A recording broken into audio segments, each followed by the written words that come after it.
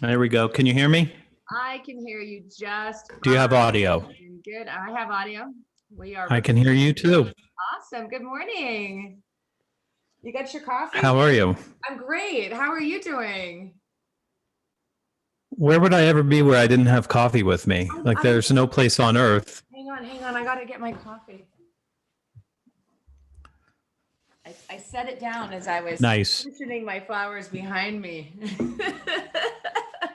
So good morning. Welcome. Nice. Now you're set. I am all ready to go. How are you doing this morning? How's the weather where you are? Where are you? Delaware right now? Oh, so cold. It's 19 degrees outside. I have to say it is, that's the sun shining in my, it's not 19 degrees in Cabo San Lucas right now. I'm sorry. You're going to be 91 degrees. You'll be the exact opposite. Actually, you know what? The weather's been really lovely. It's very California weather. There was a bit of a mist this morning. It's cool in the evening. It's just nice. You know, it's not boiling hot. It's just perfect. Nice. So I am going to introduce myself really quickly. Welcome to the Soul Hustle Summit series. I'm Adrienne, your host, and I am super excited, privileged, and honored to introduce Anthony Iannarino, published author of 3 books, all on the subject of sales. Anthony, The Only Sales Guide You'll Ever Need, The Lost Art of the Close, and Eat Their Lunch, winning customers away from your competition. Love it or hate it, sales. How did you get into it? You either love it or hate it. I find people are either terrified of the subject of sales, or they're like you and I, who are just, I don't know. I love the connection and a little bit of the competition that you generate and energy you generate on a sales call. So, you know, it's nobody ever wants to get into sales. I mean, it's not like when you're a kid, you're like, well, let's play cold call. Let's play objection handling. Like, you don't do that. You're like, let's play house, or let's play police officers or some other thing. And you just end up in it because you have a particular skill set that helps other people be able to change. So for me, I never wanted to be a salesperson. I started making cold calls when I was 15 for a charity. I didn't particularly enjoy it. I was particularly good at it, but I didn't enjoy it. So I found a better job for a 15-year-old boy working at a skating rink with a lot of 15-year-old girls. So that ended up being a lot better of a choice for me. And they begged me to come back. They're like, you're the only person that has bike-a-thons going on anywhere in the country, and we really need you to come back. And I'm like, you are out of your minds. There's no way. And I ended up in my family business because I played rock and roll at night. And that was a way to have a day job. And I had the day job and eventually went to California. And I had a manager who recognized that I had won more deals than his 3 salespeople combined. And I was in an operational role. And he pressured me into selling it. Actually, he threatened me into it. And when he said, I want you to go into full-time outside sales and cut your hair, I said, I'm fronting a hair metal band. Like I'm not fronting a rock and roll band. It's a hair metal band. Everybody has hair. And he said, look, you're in LA. You can cut it up to like shoulder length, because it was basically waist length at the time. And he said, wear a ponytail and a suit and it'll be fine. And I said, look, I'm not pushy. I'm not smarmy. I'm not manipulative. I don't want to force people to buy things that they don't need. I would never, ever be a salesperson in my life. And he said, how did you win all these accounts then? And I said, I won those accounts because I wasn't any of those things. He said, that's why you're perfect for this. Mm-hmm. And then I realized that I just stepped into a terrible, terrible trap, right? I whined, I complained. I said, I don't want to do this. And he said, I want you to understand the nature of our relationship. You work for me and you're going to do the job that I need you to do, not the job that you want to do, or I'm going to fire your ass and send you back to Columbus, Ohio. And I said, that is harsh and it's unfair. Cruel. And yeah, it was cruel. I did what I did at that time to make good decisions. I went to the bar with my friends and we started drinking, and eventually somebody kissed me in the bar and we were, like embracing. And I realized I didn't know the man that was kissing me and he didn't know me either. But at the time I looked a lot like Anthony Kiedis and he thought I was his best friend, Anthony Kiedis. And we had a nice conversation, but we decided it probably wasn't going to go anywhere. And I went on with my life. But that moment there caused me to say, like, I look like everybody in LA. Like, cut your hair to black crow's length. It's 1991 or 92, and just go ahead and give it a go. So I went into outside sales. I was terrible because I went from trying to help people to trying to sell people. That was the shift for me. Like I went from I'm here to do this for you and with you to now I'm here to do something to you. And it took a little while for that to wear off of me. And so one of my primary beliefs about sales, it is not something that you do to someone. It's something that you're doing for someone and with someone to benefit someone. And listen, so if you're a coach and I was a coach, so I know what this world looks like. If you believe that that person that you're talking to doesn't need your help, then you're wrong. Like they're on the phone with you or they're on a Zoom meeting with you for a reason. If they could already get the result that they wanted in their life, they'd already have it, and they don't have it. And what that means is if they don't have it, they need some help. They need new beliefs. They need to understand new potential choices they could make. They need to have confidence that they know how to go out into the world and create whatever it is that they want to create. And that's what we do when we're coaching people. So it's a developmental opportunity. So anybody who raises their hand, they're raising their hand because they've now done the first thing that any good coaching client would do, and that's get some awareness. Like, I'm aware now that there's a gap and I need to do something about this gap. So you've got them at the time when they're now focused on trying to get better. And this is the way that sales works. So I know it's a scary word for some people, and I know that it's a negative word for a lot of people, but all of that is not true. All of that, none of those stereotypes are true anymore. So when you watch Glenn Ross, and it's A, always B, C, closing, always be closing, always be closing. It's not always be closing. So I'll give you another choice here. Always be creating value for your client. Always be creating value for them, and always be closing for the next conversation. And so what I would tell you about conversions is all we do in sales is we just have conversations with people. We don't pressure them. If you're watching a program like this, you're not capable of giving anybody a high pressure sale because you're not that kind of person. You're not willing to do that. You're not willing to take advantage of another person. And I know that about you, or you wouldn't show up to something like this. What do you think this mental block is? Like, I go online and I see all of these, like just yesterday, and it gave me almost an anxiety attack. There was, a digital marketer, and the entire transformation she was offering was literally to avoid the sales call, that she went into absolute panic when it came to enrolling a high ticket client. So she created this entire digital program designed to convert, high ticket clients without having to get on a sales call. And I thought, that's not even possible, A. And B, what's wrong with people? Like, what do you think the biggest obstacle is? It's all in here, right? Yeah, it's definitely a mindset. And, there's a lot going on in the world right now because of technology. And we've had the internet. I got on the internet in 1992. I was a very, very early adopter. And I noticed that what's happened to the internet is it's allowed for two separate kinds of sales. Okay, so let's talk about the two separate kinds of sales. Every single day at my house, packages show up. I don't know what's in most of those packages. I know the ones that are book shaped size. Those are mine. Like, you can see the books in your house. 3? How many what? How many women are in your house? 2 daughters and a wife? just one wife right now. Okay. But every, like, there's I tell the UPS guy, like, on the back deck here, I think we could get like a small warehouse and a forklift or something for all of the package that you bring to my house every day. Yeah. And he goes, well, you're not the worst we have. And I'm like, well, I'm probably right up there, and I don't know what's in any of those boxes. You'll be watching football and drinking beers with him on the weekends. You're going to get so tight, bro tight. We know each other. Yeah. So the first kind of sale that the internet allows for you to make is a transactional sale. And Amazon.com is the best example. Like, there's no friction. I can sell you what you want to buy because you already have some conception of what it looks like. You already know that you want it, or they've already recommended it to you based on what you bought in the past. So that's the transactional sale.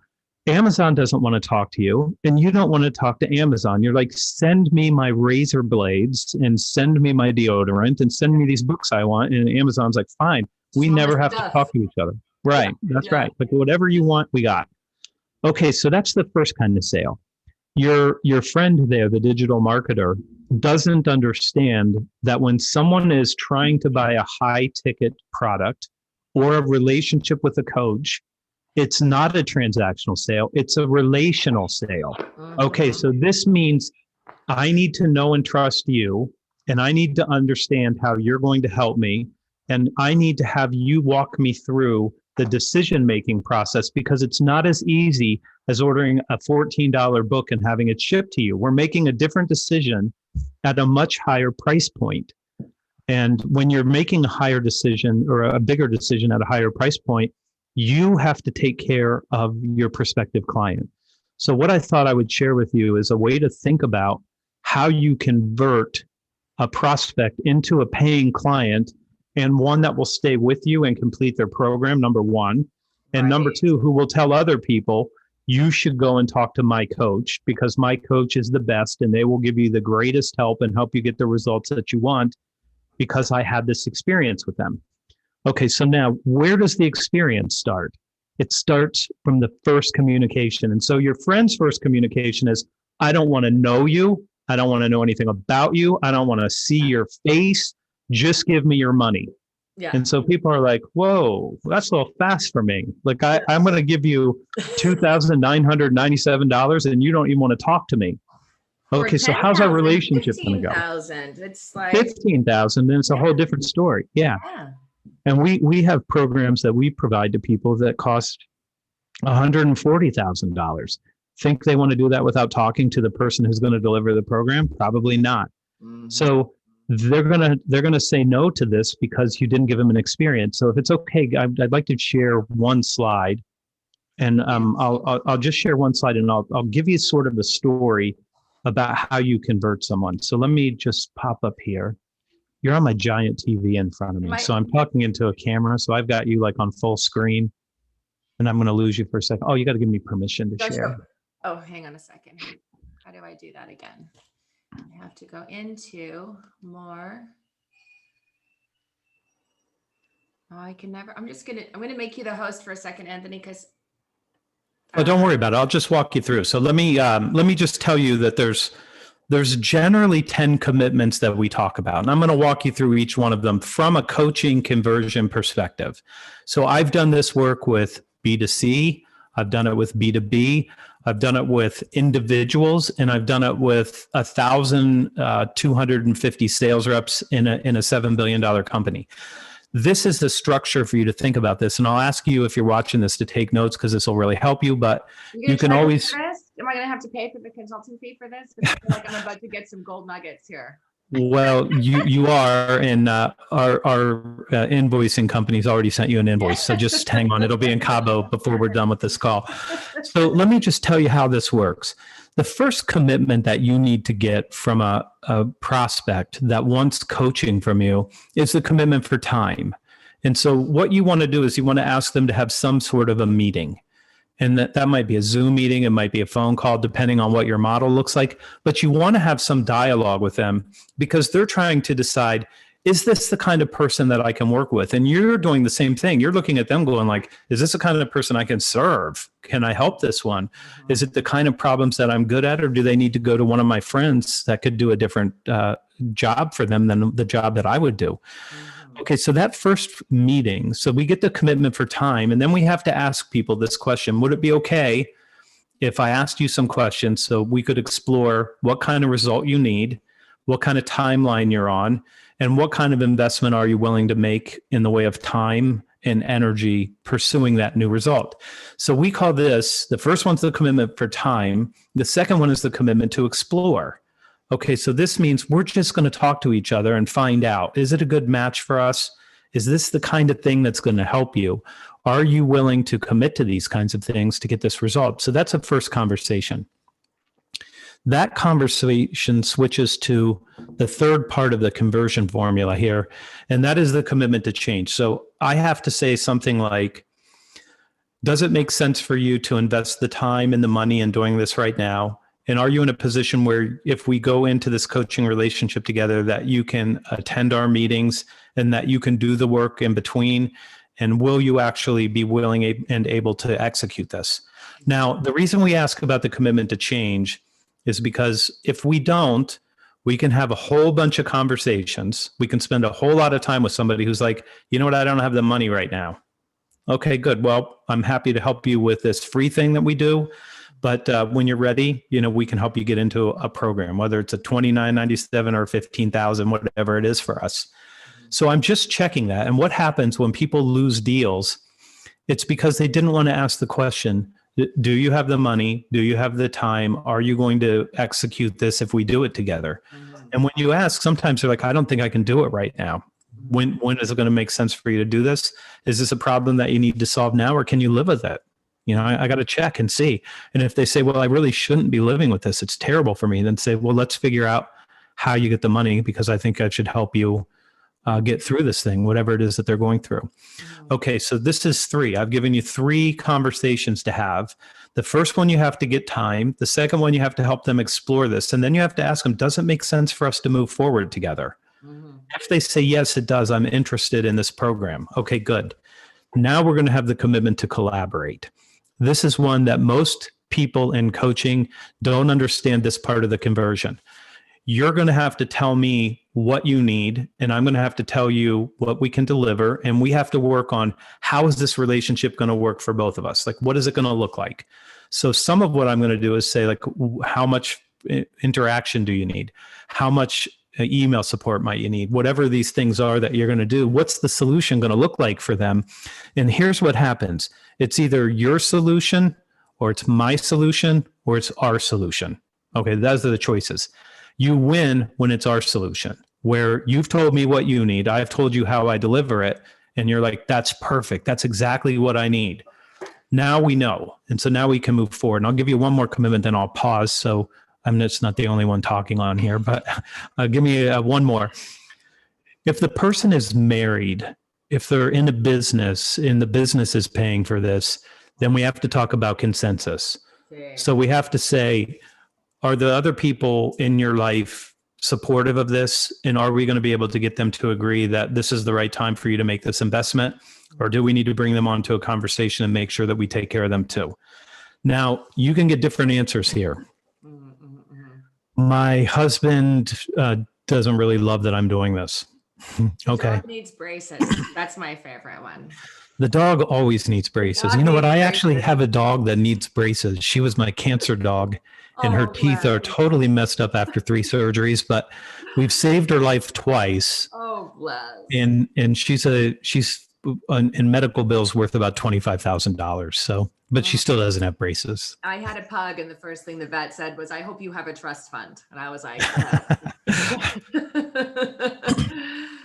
so if there's a human being in their life that's going to stop them from moving forward, you need to know that. You need to know that, and you need to address it. And that person is going to have an interest in concerns. So 5 so far I've given you. You need to get time. You need to explore. You need to make sure it makes sense for them to change. You need to make sure that the solution is something that's tailored to them, so they feel like this is tailored for me. They did this, and they made adjustments to this so that I could be successful here. Now you're starting to win a sale. This is where the winning happens. And then if you deal with a consensus and you say, maybe we need to bring your husband on, your wife on, maybe we need to bring somebody in your business on, whatever the case may be, depending on what kind of coaching you're doing. If you can get that person to understand, this is how we're going to help them, this is why it makes sense to make this investment, and here's going to be the results on the other side, you can try to resolve their concerns. What happens is when people don't think about the structure of this conversation, they start out by saying, what are you challenged with? Here's the solution I offer. Here's how much it costs. Okay, well, that's not answering all their questions. So the question that we're answering is this right for you? Is it the right time for you? Is this going to work for you? Are you going to have the support you need? Now I'm facilitating a decision that an individual can make and execute. So I not only want to win their business and their trust, I want to make sure that they succeed. And if I recognize that they can't succeed or won't succeed, I'll probably drop out, because I don't want people going like, well, I worked with Anthony and he didn't help me. I don't want anybody to say that. Like if they're no go for me too, I'm fine. I'll find somebody else to help who is really ready and able to do the work. So I'll pause here in case you want to ask questions about where we are. Yeah, I 1,000% agree with everything you're saying. And there's there's a pivotal moment. And I think it starts early in the conversation too, but even for myself, like you want to put yourself in their shoes. People Right. want to buy how, sell how you would buy, so you're being Right. authentic. And I think the number one thing, in my industry, which is, I look at coaches and I think, are you crazy? You've got these warm leads, like you've built a relationship with, they've put their email in the book a call now box. I mean, you've got, that's on fire from my perspective. There should be no anxiety getting on a call with them if you're going to be authentic. And I think the number one thing people want to feel is that this guy gets me, or this girl Yeah, that's right. me, That's right. they're listening to me, they get me. This is like the perfect opportunity for a coach to show how they coach. You're setting up Right. a relationship, and don't be afraid of that awkward moment. As a coach, there's always that awkward moment where it's like, it's silence. It's like, okay, so let me share with you another view of this. So I want to comment on two things that you said. There's a difference between empathy and compassion. Okay, so if you're a coach, you have to understand the difference between empathy and compassion. Empathy is walking a mile in someone else's shoes. That's empathy. Like, I get that they're in pain. Compassion is recognizing that their shoes are 3 sizes too small for them and getting them some shoes that fit. So the thing that I would tell you is that my fear as somebody who coaches, trains, develops, grows businesses, and helps other people, my fear is that I fail them. I'm not worried about them failing. I'm worried that I don't fail them. So somebody reaches their hand up and they're like, I need help. And I'm like, I don't really know if I can help this person. I don't know if I can take this call with them because I'm not sure how it's going to go.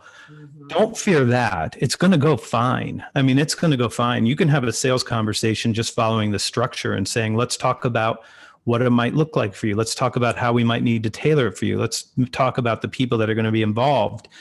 But my fear is, if you're called to do this work, you got to step right into your fear and say, like, I have to fearlessly go into this conversation because I'm supposed to help this person. Empathy doesn't require that you act. Compassion requires that you do something for that individual. So I'm always on the side of compassion. I'm always on the side of do something for them, help them. Don't let them suffer longer than they need to. And if you don't jump into this, then you're not being compassionate and you're not giving people the help that they need. So I would tell you the reason to be good at this conversation is because it leads you to the ability to help them with what they really want help with. Another great sort of mentality or mindset that takes the pressure off, I think the coach or the salesperson is, be committed, but unattached to the outcome. It's like, Right. show up 100% committed to serve, and knowing that you have their best interests, and that, if you decide Right. I can solve this problem, be 100% committed. You'll never come across as pushy when you're Right. coming from a place of I'm committed to serve you. And if you're not in a position, or the people in your life are going to support you to move forward, I'm unattached to that outcome, Right. but I'm going to show up present. I did a sales kickoff for a big company this week, and one young woman asked me, like, how do you deal with rejection?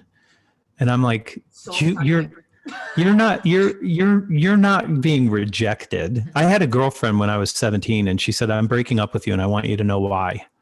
And I said, okay. And she said, you're a loser and you're always going to be a loser. My mom says you're a loser. My sister said you're a loser.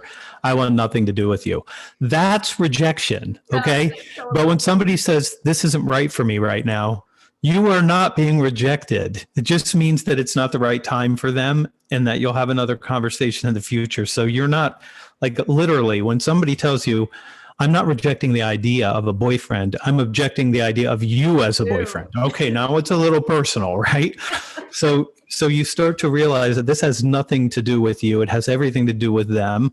And your job is to continue on serving as many people as you can. So that's the way that you want to look at this. This is the rub, though, is empaths. They get into this industry because they're empaths and they take everything personally. And it can, people can even tough people like me, we're only wired to handle so much rejection. I don't like it, so I show up and do everything I can to get that person on my side. Like, come on over here. Right. Right. And but I think what happens is with coaches, when they can't move the client to a decision, and that's really all you're going to do is try to move them into a decision, empower them to say yes to themselves, is they take it personally. They question their program, they question their offer. No, don't do that. Don't question what your primary skill set is. Don't question it. Don't question the solution either. I'm going to tell you something that I know. I can't see you. I can only see Adrian here, so I can't see everybody else that's going to be watching this. But I will tell you, many of you are women, and many of you underestimate the value that you create, and some of you are men, and you overestimate the value that you create. And we have to be aware of these things. So men were generally more confident, even though we shouldn't be. Right. And women undervalue themselves. Okay. And this is something, I know we're not supposed to talk about the difference between men and women right now, but there are differences, and there are real differences. I grew up in a house with a single mom raising 4 kids, who grew up with a single mom raising 5 kids. And I've watched how women work, and it's very, very different than men. And you create far more value than you're aware of. And so you deserve to be able to be compensated for the value you create. So before I give you 5 more conversations to have real quick, I do want to tell you this. If you create value for another person, if you can help them transform their life and their results, you're entitled to capture a fair share of the value that you create. Okay? I'm going to tell you this. I've helped companies make millions of dollars in new revenue by training their salespeople. I'm not doing that for $100 an hour. Like, I'm not going to help you increase your sales by $40 million and you're going to pay me for my hours. It just doesn't work that way. I'm entitled to a percentage of the increase that I can make for you. So this is how you have to think about this. If I create value for other people, I'm allowed to capture my fair share of that value. So if you could change someone's life and they would go from miserable, unhappy, unsuccessful, struggling in the darkest night of their entire life, and you can get them out on the other side of that, do you have the right to charge $10,000 to give them a better life for the next 50 years? For the next 50 years, it's not any money. It's not any money. So you have to understand that when you produce those kinds of results, you're allowed to capture some of it. So don't be afraid to capture the value that you're going to create. And then when you do get somebody on the hook and they say, I'm paying $15,000 for this program, well, then you damn well better give them $15,000 plus in value in their life, right? That's the game that we play here. And 5, go ahead. I was going to say, it's not No, I'll let you go. 10 years or 15 years. When you're transforming, like, transformational coaches are doing generational work. When you heal someone's trauma, you heal that trauma for all generations to come. When you heal someone's relationship patterns, like you said, single mom raised by single mom raised by single mom, these are generational patterns, and they can be, if you're into the woo and metaphysics, these things can be very ingrained in our DNA, and it's just like a self-fulfilling prophecy because we're carrying our ancestral legacies with us. This is why I'm super passionate about this. I feel like, this is a new age of healing and transformation. And these coaches are out there doing humanity a massive service to, expand the consciousness and awakening of mankind. I mean, I'm being a little bit like woo and altruistic out there, but people need to really let that sink in. Like, this is important work and it has a massive value.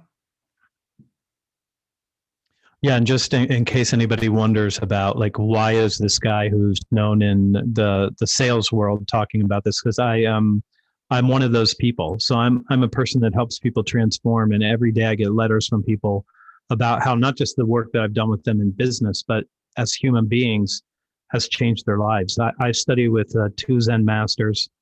I also study with the greatest American philosopher of all time, Ken Wilber, to understand structures of consciousness. And you're 100% right. The work that we do is important, and it does change the shape of the world. So everybody needs to give a hold on that idea too. Like, you're here to make a difference. Make it.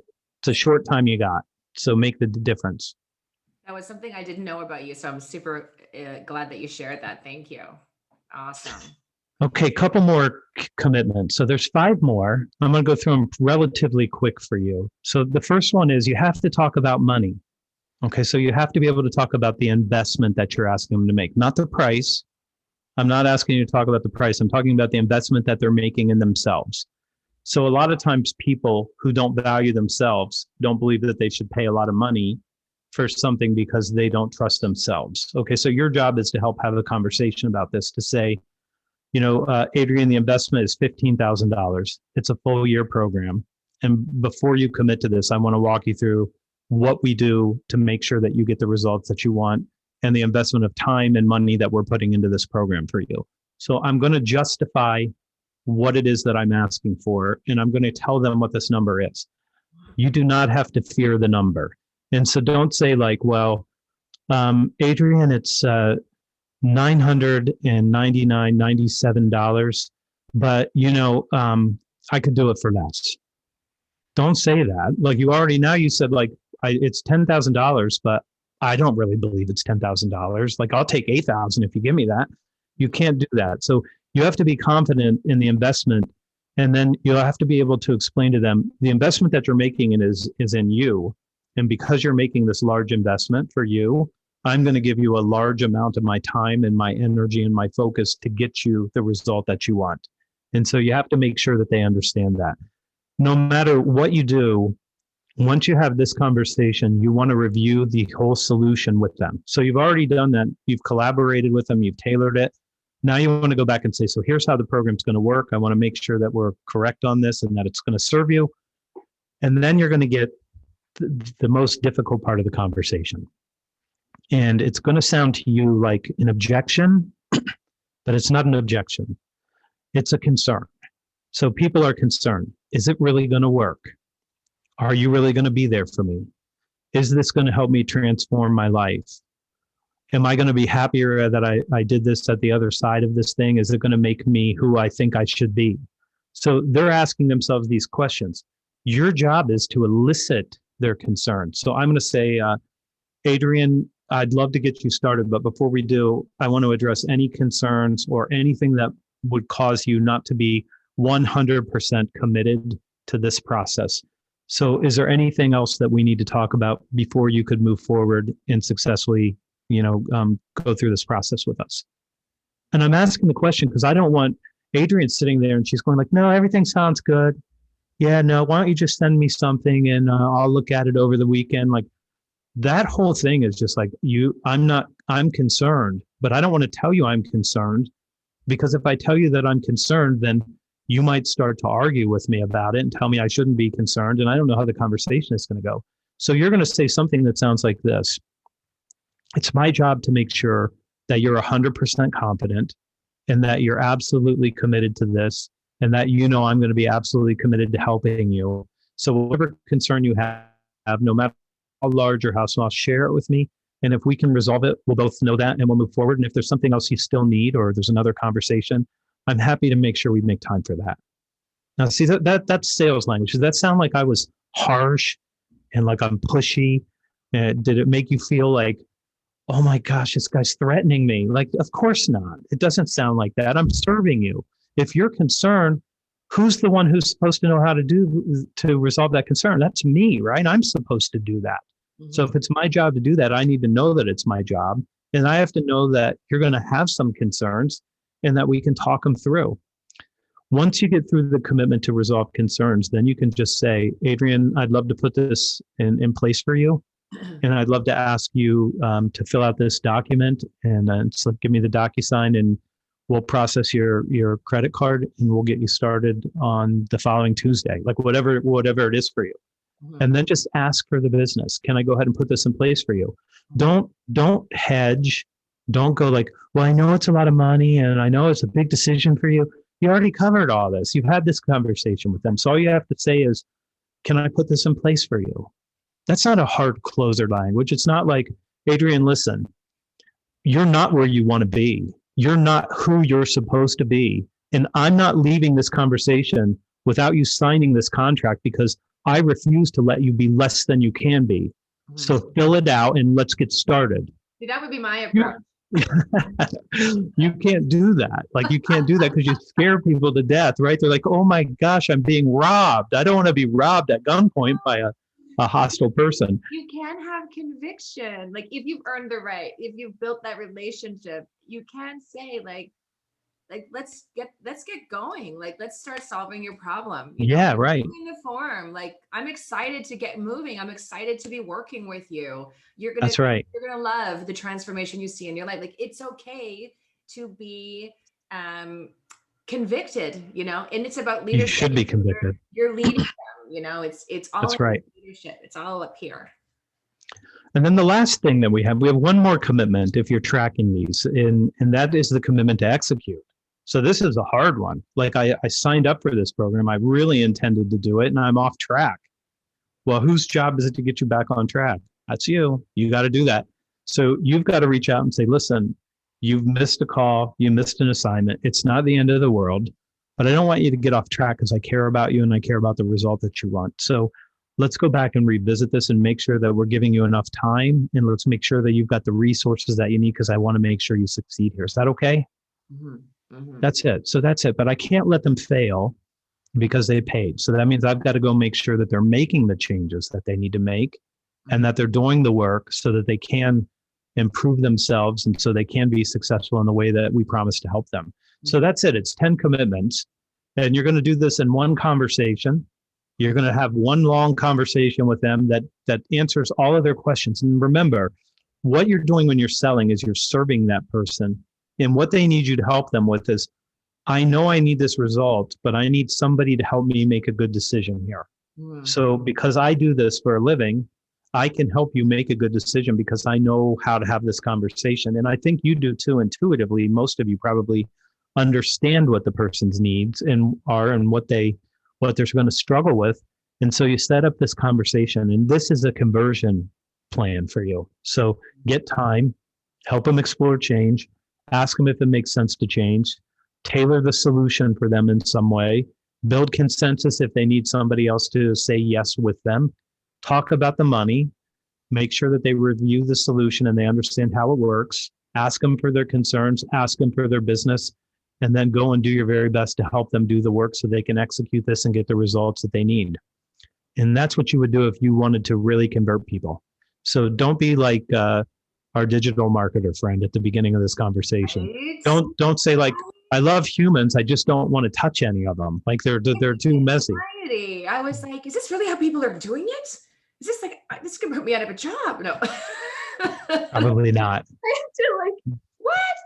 But it just does really illuminate the fact that there is a lot of pain and anxiety for a lot of people who are more empathy based to get on that sales call, and it's nothing to be afraid of. And it's just about stepping into your leadership. Anthony, that was amazing. That was like, everyone should shoot you $1,000 because that was like a VIP coaching session. Well, here's what we can do. You can come to my website, thesalesblog.com, and just sign up for the Sunday newsletter. And eventually I'll have something that's worth your time and attention there that you'll say, yep, I probably want to have that conversation with Anthony around coaching. Awesome. The Sunday newsletter is my best work every week. It's all very, very deep, sort of personal stuff. Not my personal stuff, your personal stuff.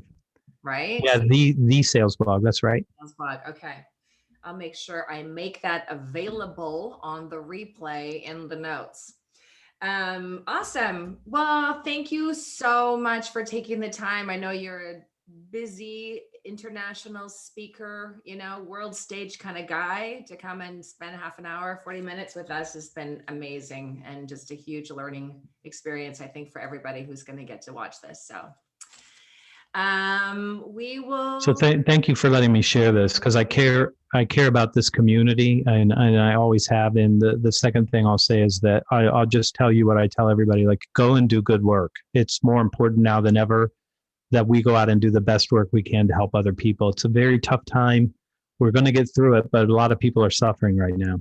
100%. 100%. I couldn't agree more. So you guys stay tuned for the next installment of the Soul Hustle Summit Series. We've got more amazing guests just like Mr. Anthony Iannarino to share with you guys their expertise.